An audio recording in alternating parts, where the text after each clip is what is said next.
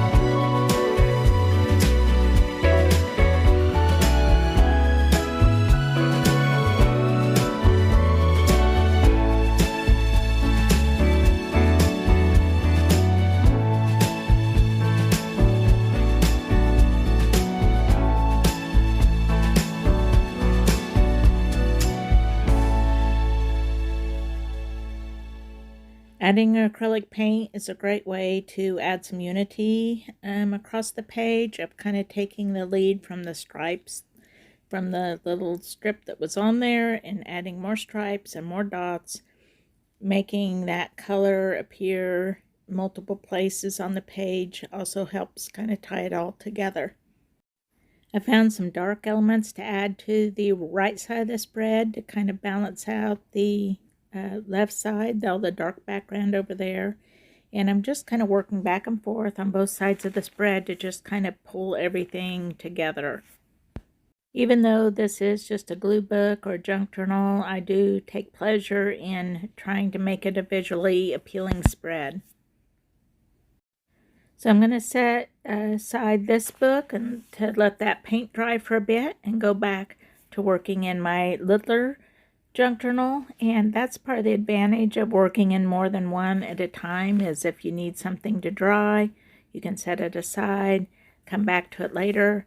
In the meantime, work on some different pages.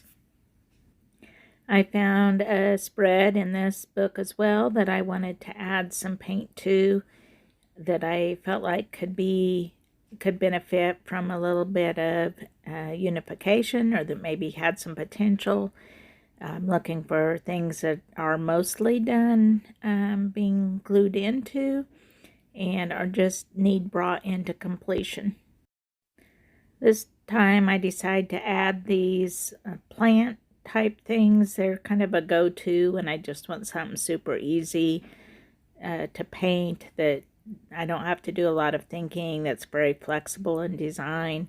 And I'm just using this to adjust the composition to give it kind of a balanced look.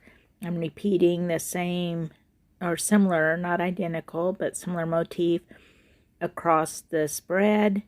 And again, just little touches like that just help bring everything all together. I'm considering not only some pattern that I want to bring in, but I also will bring in color. There's already that orange occurring on the page, which is repeated in the canned food label and in the chocolate bar label, and so I'm bringing that into these leaves and in my mark making as well.